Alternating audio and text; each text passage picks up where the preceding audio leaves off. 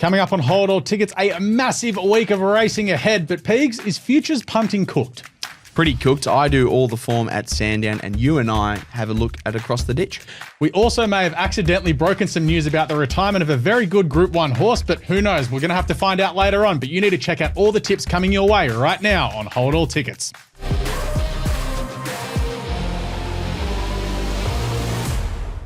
Hello and welcome to Hold All Tickets. It is the 23rd of January as we start to get into the Blue Diamond previews this week and group racing with the Australia Stakes at Moonee Valley.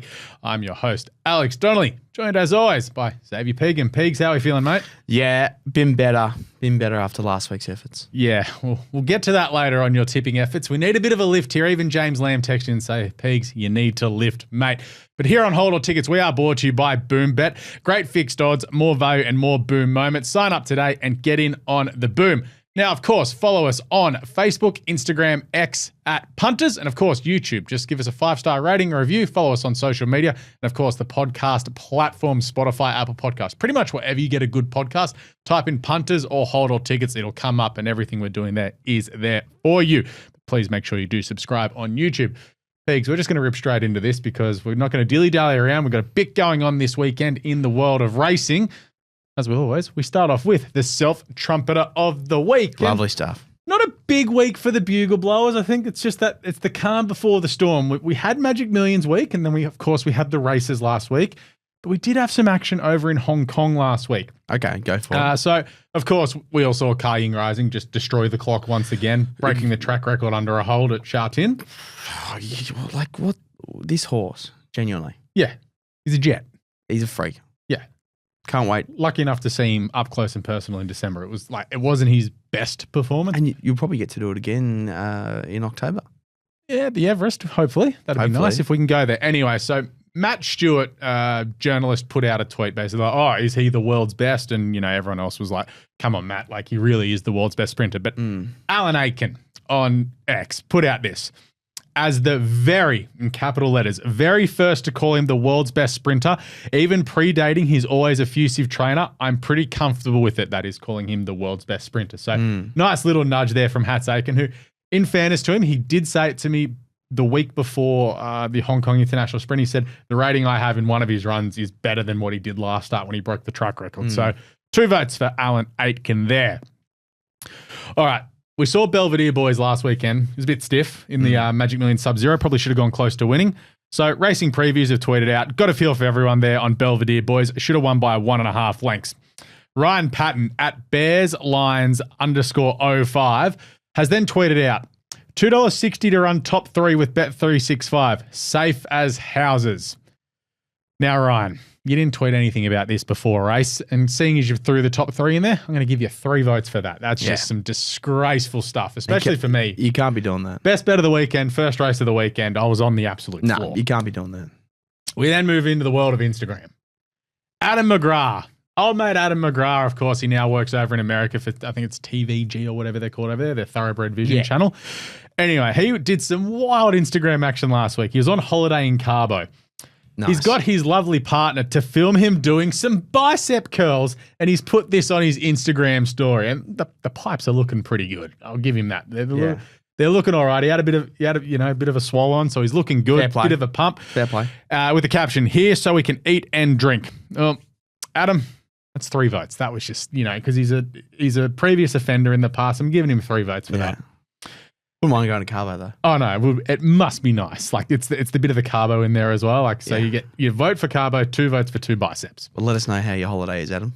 And finally, finishing up, as I found this one this morning, it got sent to me. The leader, Miles Fitzner. So he's been back from his holiday, back on SEN track yesterday. They have to start calling him Wink soon. First of all, he tipped Ecclestone when it won the 2nd or 3rd at Randwick yesterday. First of all, hat tip because it was 40. So that is a great tip and a great find from Moss. There's no disputing his form prowess and being able to find winners. It's the comment after it that gets him the couple of votes here. If I wasn't back before, I'm back now. Light cigar. And you are back in the votes, Miles Fitzner. So I'll give you 2 for that one. So that takes you to 22 votes. We also have a watch this week on Andrew Hawkins, who's in Dubai for Romantic Warrior. So big watch on what the Hawk gets up to this week. So our leaderboard goes Xavier Pegum 11, Andrew Hawkins 12, Miles Fitzner on 22 votes. That is the Self-Trumpeter of the week done and dusted for this week. Before we go any further, we do need to bring up Thoroughbred Sales, who are the #1 online horse platform for owners looking to buy a racehorse with over 130 trainers and syndicators to choose from. Horses will also be eligible to run in their new $4 million race series with over 400 races having a bonus. Check out Thoroughbred Sales today. Now, Pegs, I'm going to bring you back down to earth here, mate. If you weren't already feeling flat, you're going to feel flatter. Yeah. Because we need to get into the recap of last week's results.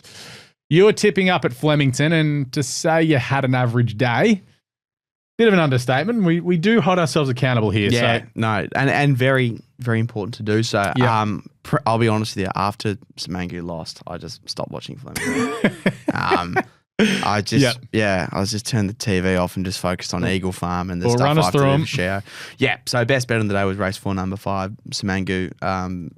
I was just really disappointed, like third, at the end of the day, on most bets I put on. If a horse comes third or a horse comes second, you're annoyed, bit of a tough beat. Yeah. But you get over it. Samangu was a bit different. I had a bit of a tipple myself, which is probably that has led to my sadness. Yep. But yeah, was really disappointed with that one. It was every hope, but I just think maybe just peaked a bit too early. That Flemington straight can sometimes be a bit difficult on how to time your run, but yeah. Anyway, that is what it is. I might be annoyed. I don't know how Graham Begg's feeling. No, he's all right. He's had a good week. Your next best was Zippering, who was poor. Dust. Yep. Your value was Banker's Choice. Was always a massive punt, this one. Yep. And was a bit naive of me just to go off a last start win. Yeah. Sort of like everyone said came out of nowhere. You were banking on him holding his form, were you? Yeah, pardon the pun. But it was also given the fact that Banker's Choice has won at group level in the past and stuff like that. But I think, in my opinion, probably time to either go for a spell or hang up the boots. Oh, that's a big call. Which is like had an unbelievable career. I just don't think has all too much to prove now. Fair enough. I think. I mean, I'd keep running him because he pobs up and wins now and then. You pick up 80 grand for winning a race. It's not like he's getting beaten 100 yards like Shelby 66 was. No. Before he was retired. Anyway, I was playing at the Gold Coast over the weekend, and then we did have a bet in Sydney, which we'll get onto after that. Yeah. Best bet was in the Sub-Zero. As mentioned, it was Belvedere Boys. Look, should have won. Just a bit stiff. Next best was Samana in the 1,200 meter race, which was won by Zarastro. They ran fast time there. She wasn't good enough on the night, but I think she's set for a big prep, so I would keep following her. I think that race rated very well. Track was an interesting one that day, just where they were sort of coming from. I also think you did have the first race. The first race was the staying race. The second race was the 2-year-olds, and I think that Magic Millions form is just trash. Yeah. So, and then this was the first race, and a fast horse ran fast. Yeah. And it did play fairly in the end. We'll get to the value bet, which was in the next race, which was race 4, number 18, West of Africa. God bless him for steaming down the middle of the track at $18. Came from last. He beat them.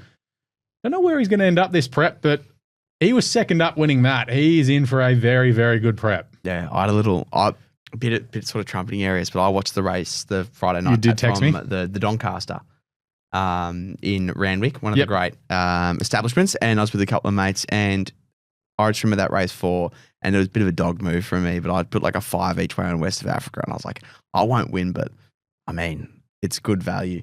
And I decided, I was like, I won't tell anyone at the table that I had something on it. Yeah. No. But like, because I didn't want to, you know, when you put in a tip and then everyone go, oh, please, no chance. Yeah, but if you tip it to, if you're like, oh, I'm going to have something on this thing, and they're like, and it wins, you're like, well, I told you. I also didn't tell them that I had money on it. So like, they didn't know, and I didn't celebrate or anything like that. Okay. I was just paid for my schnitzel. Don't know how to feel about that.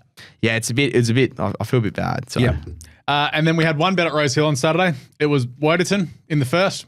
The New Golden Slipper favourite, as we expected. Very impressive. What do you think? Is the hype around him, it's one start. Yeah. How are we feeling about the hype? Yeah, we like to sort of jump to conclusions pretty quickly in the racing industry, but the good thing for viewers is we'll touch on that later. Yeah.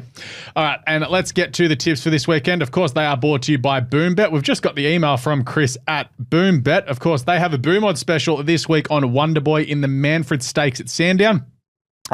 So check out Boom Bet for the Boom Odds special this week. Of course, terms and conditions apply. It is already up on the website. So in race 9 at Sandown this weekend, they've already seen some interest in a couple of runners in Judicial and Ndola. They think Ndola is well placed and could see some market support, but they think Band of Brothers is slightly over the odds, and Royal Insignia could be a bit of an odds blowout. In race 5, there's been some early sharp bets on a couple of outsiders in Skidera and Perilous Fighter. In race 10, Overactive has been really well back, $14.40 into $9.40, and they think it'll come on even further. At Randwick, they've seen some early interest in a line and Bewatched in race 1. There's a bit of a hype around Bewatched. It's an open race, but they think YOLO is some best value who's been well backed early on. Terribly named. Yeah, YOLO. That is, of course, brought to you by our friends at BoomBet. Of course, get in on the boom. Sign up today. Great fixed odds and better value. Of course, T's and C's applies for the Boom Odds special. Pegs, you are playing at the Lakeside this weekend, where we do have the first of the Blue Diamond previews and the preludes, and then we get to the final. But we've got some good races coming on this weekend, and your best bet comes up in our race number 9. Yeah, as you can tell, I'm absolutely ecstatic to be punting at Sandown this weekend. And my first comes, like you said, in race 9. I'm with Band of Brothers, trained by Dom Sutton. Now, I've gotten some really nice word from the camp that Band of Brothers galloped brilliantly at the Valley on Tuesday. Yep. Steps up to 1,200 metres will suit accordingly, I think.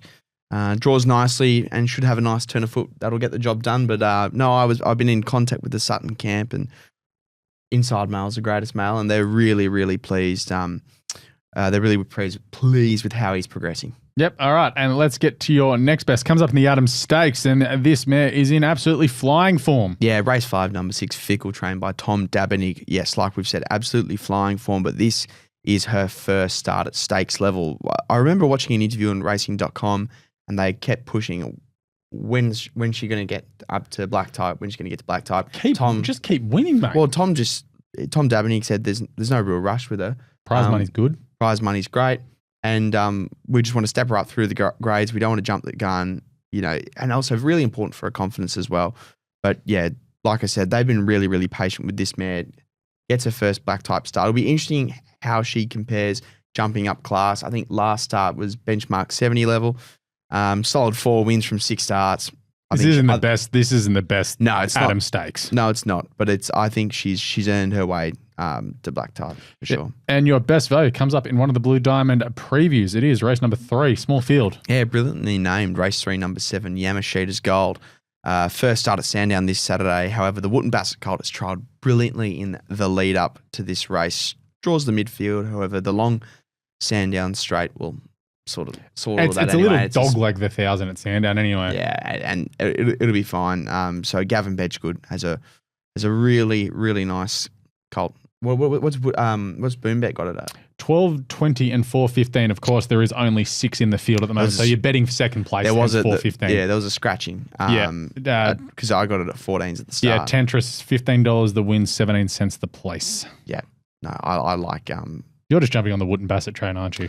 I think I am, but at the same time, just going off the trial form was just really nice. Fair enough. Plenty of fitness there. Okay. Let's get to Randwick, where I'm tipping this weekend. The rail is 7 metres the entire. We are on a good 4 circuit. So, look, Randwick should play as it usually does. Best bet comes up in the highway. It is race 3, number 1, A Clear Thinking. So this just regally bred horse, being by Dubai, had a sweet idea. Feels a bit unfair that it's running in a highway, let's be honest, being that well bred by the Queen, and of course owned by Arrowfield and Hermitage. Look, this mare, 3 from 3. She's looked ultra impressive in all of her starts, but it was the last start for me that made me stand up and be like, okay, she's actually a pretty decent mare going places, got into all kinds of trouble and got over the top of them in the last couple of strides. 60 kilos won't really bother her. I do like the starting here first up in this high. I think she's going to be a country championships horse given the timing of this. I think she'll go second up into the 1,400 metre qualifier in the Scone region, then of course to the final at Randwick. She's had 2 trials coming into this. She hasn't been knocked around in either of them. She's looked to be going really well. I think she can kick off her preparation as a winner. $3.25 I think is a very good price. She's got a brilliant turn of foot on her, like her last win at Randwick. I don't think they're fully tested yet, to be honest. Yeah, 100%. And she comes, like over 200 days since last prep. Yeah. Be nice and fresh. Yeah. Next best comes up in race 7. It's just a benchmark 78 over the 1,200 metres. I'm with number 1 Bonita Queen for Adam Hieronymus and the hottest trainer in this universe right now, that being Bjorn Baker. Look, in regards to form? just everything, absolutely everything. Bjorn just can't be stopped at the moment. Fantastic. Look, she goes up 2.5 kilos for the first up win, but look, she won that in fillies and mares benchmark 78 grade. She won that quite well at Wyong. She was actually pressured in the lead and she kicked away and won well, running pretty decent time on the day. From barrier 8, she can take her time getting across here. It's not as much of a hustle and bustle as a Wyong 1,200 metres. And I just think, once again, Bjorn's got her in the perfect race, and $2.70, I think she's an absolutely ripping bet on Saturday afternoon. Next best comes up in the midway. It is race 2. It is a 1,600 metre race. I'm with number 3, Kingston Charm for Zach Lloyd and John Thompson. Zach Lloyd's actually won 2 races on Kingston Charm here. This Exosphere mare. Look, good record over around the mile. All 5 wins have been at either 1,500 or 1,600 metres, so stays at that once again. Was tested in Group 3 grade last start and was not too bad. They're beaten 2.5 lengths by Conasana and Redbreast. Right now, pretty decent odds as well. Conasana, a quality horse, though. Conasana running at Ellerslie this weekend. I know, I saw in a that. Group race. Yeah. It'd be great to see if Waller could salute in his home country. Nah, Daddy Kerry wants the 600 grand. Oh, well, no, the man's very sentimental. It was a late nom. He's a sentimental man. Anyway, Kingston Chum's $11 and $3.30 from barrier 6. Just sits in behind the speed, has a good record at Randwick, and I think you can get the job done once again at decent odds. Now, Pegs, we did just mention it. Yes. Ellerslie, the Karaka Millions is this weekend, of course, brought to you by New Zealand Bloodstock. It is arguably New Zealand's biggest day, and it is at Ellerslie this Saturday. You've got the 2-year-old Karaka Millions over 1,200 metres, where you have Craig Williams is over there. David the Hayes boys have a runner, and Blake Shin is riding the favourite. And of course, John O'Shea's got a runner. John O'Shea's got a runner, of course, in the 3-year-old race, which is over the mile. Of course, New Zealand Bloodstock have the Karaka yearling sale taking place at the aforementioned Karaka next week. Many a champion have come out of these peaks. Give me your top Karaka horse off the top of your head and do not look at the run sheet. Ooh, well, I've seen there's one that's not there. Who? Tony Gollins. Who? Antino. Yes. Mate, he's got Actually, I think it might have been a ready-to-run purchase. Yeah, but that's still Karaka. So yeah, we'll still count. So you think Mr. Brightside, Mongolian Khan, Beauty Generation, and Probabile, to name a few. No. Obviously, I'm not talking Bell. off form. I'm just talking off a horse I really like. Mate, so you think. Obviously, I've got a horse that's by So You Think. She's not much good. So that's why I've scratched So You Think off. Yeah. But yeah, no, obviously, the thing is, and you ask trainers this all the time, what do you like about Karaka, whether it's ready to run or yearling sales? It's the value that you get there. You get really high quality horses. Well, usually value. the dollar's all right and you're not paying GST. Exactly. and the hospitality is fantastic. I went last year. I went to the race day last year. It was so much fun. I had a bit too much fun. It was a bit awkward the next day rocking up to the sales complex and everyone looking at you. But it's a great time over there. New Zealand racing is on the up at the moment. And I think everyone should get around it. All right. Of course, the sales kick off on Sunday, 10 a.m. New Zealand time. So they kick off there. Of course, everyone will be over there buying up, hoping for the next champion. We also have a man on the ground over there, so make sure to follow along with Luke Sheen. He's been pumping out a lot of copy across Punters. So get to Punters for some Karaka Millions coverage there. Now, quickly, we'll get a tip in the 2-year-old and 3-year-old. Give us your tip in the 2-year-old. 2 Bravery Born racing in the Tangerine. Like I said before, last year I went to Ellerslie and my betting strategy at Ellerslie was to just punt on Tiarkau and you'll end up with a winner. Nevertheless, he gets a handy draw with barrier 2, comes off 2 wins on the trot, and Aussie sensation Blake Shin crossed the ditch to take the ride. Yeah, I'm with it as well. I thought the 2 starts have been quite good for this Schnitzel Colt. The win at Ellerslie on the 12th was quite good. Looks the logical lead up to this race. 1 drawing away from them from barrier 2. Shin will have him in a great spot. Looks extremely hard to beat. Let's get to the 5th, which is the Karaka Millions. A 3-year-old is over a mile there. Who are you going with? I'm with Dealt With, trained by Roger James and Robert Wellwood. Dealt With is 2 from 2 in his career start, and despite being a bit of a late bloomer, he showed connections that he's worth the wait. How he fares over a mile is probably a bit of a question mark. He's by Ace High. It should be fine. But yeah, should be fine. Who else is by Ace High? There's another one in the race by Ace High. I'll find it. Keep going. Oh. Is he? Yeah. No, he's not. I'm pretty sure he is. Bet you 100. Keep going. That was it. That was just why I liked it. Antino's by Redwood. Antino's got retired down on Racing Australia. I'm going to have to follow that up post this show. Anyway, we'll follow up with that later because that is some very interesting news that we may have just exclusively broke out of nowhere. Anyway, my tip is bourbon proof, something that I am not, for Michael McNabb taking the ride here for this Justify Colt. Look, I thought the win last start in a maiden was quite good. Before that, he'd been running around in some decent listed races, and he's had a trial in between runs. Wasn't knocked about in that 1,000-metre trial and looks to be well set up here from barrier 8. I think he just sits in behind the speed. I think he gets a good run. He's currently $4.20 floating around. So there's been some good money early days for him. Right, Pigs? So I can just out-distract you while we are doing the show. I'm trying to find who ace high the horse. Yeah, it doesn't matter. Anyway, let's get to the yays or nays for this week. I'll ask the first one. Go for it. Is Futures punting completely cooked given Wodeton is $11 for the Everest? Yes. He's had one start in a 2-year-old handicap on a Saturday at Rose Hill. Yes, he's won impressively.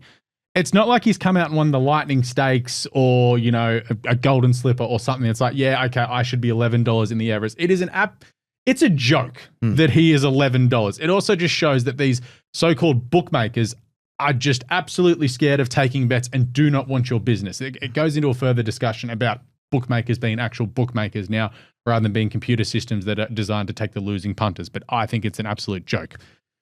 Anyway. Glad you got that off your chest. Yeah, wound up. Is it a concern that the Carrington Stakes this weekend at Randwick was cancelled due to a lack of acceptors? I think any stakes race that gets cancelled for lack of acceptors is definitely a concern. I think it just shows that we have too many options at the moment with all the barrier trials and all the races going on at the moment. I think what I'd like to see in the next couple of years, and this doesn't just go to stake races, but just Group 1s, is we need to have a review of just get people in a room and have a review. Righto, we've got too many Group 1s here. Let's trickle some down.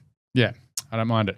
And finally, the Cox Plate, allegedly, so this hasn't been confirmed yet, but allegedly, and it's, let's be honest, it's probably true, being run at Caulfield when Moonee Valley is out of action is the right option. Yay or nay? Ooh. Does Kanga do Cox Plates? Kanga. Absolutely. I don't know. I think the Cox Plate is just so unique to the Valley. So it doesn't matter what track they race the Cox Plate on. It's not going to feel the same, you know? That roar and everything like that. Yeah. I've had a bit of a think of this one.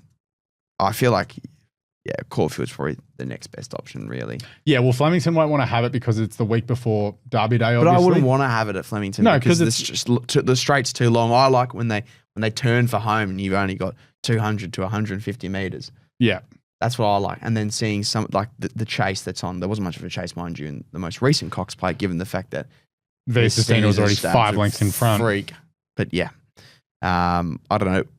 Caulfield, I think, probably is the right answer, but at the end of the day, it's not going to feel the same. Yeah, fair enough. I think it's the right place. They said, Cranbourne was in for it. You can't run a Cox Plate at Cranbourne. No disrespect to Cranbourne, but it's like Cox Plate, Cranbourne. It's light on fire again. Well, it's like playing the AFL Grand Final at Bellerive Oval. Yeah. You're just not going to do it. No offense to Cranbourne, great place, but you're not a Cox Plate hosting setup, that's for sure. But you know, fair enough to... I mean, I'd throw my hat in the ring. Like, hey, if no one else throws your hat in the ring, you're going to get the job done, aren't you? Murrumbidgee Turf Club? Well, that's a completely different... I completely agree. Anyway, that is us done and dusted this week on Hold All Tickets. Of course, thank you to our sponsors at BoomBet. Great fixed odds and better value. Sign up today and get in on the boom. Thanks to you, Pegs, even though you swore. Good stuff. Yeah, apologies. It was Molly Bloom, but that is terrible. That is outrageously bad stuff from you. That's the worst. I think it's the lowest I've probably gone. Just go sit in the corner, mate. Of course, get around us on social media, Facebook, Instagram, and X. Follow us at Punters. Of course, YouTube. Leave a 5-star rating. Also, get in the comments as well. Hit us up. Do you like my haircut? Some bloke said last week that I get my teeth bleached, which is the most wrong comment I've ever heard. Mate, if I could afford to get my teeth bleached, I would. I can't. Anyway, of course. Next episode, Alex is going to tell us about his upcoming trip to Turkey. Yeah, going to join Gabriel Magalhaes from Arsenal with his very, very shiny teeth. What a man Big Gabby is. Lovely. Of course, subscribe, like, review on all the podcast platforms. Also get around our other shows that we do have across the news network here. AFL Today, Cricket Today, NBA Australia, and NFL Australia. All of that rolling in at the moment. Thank you, of course, to new crack producer Geraldo behind the camera. But we will catch you next week on Hold All Tickets.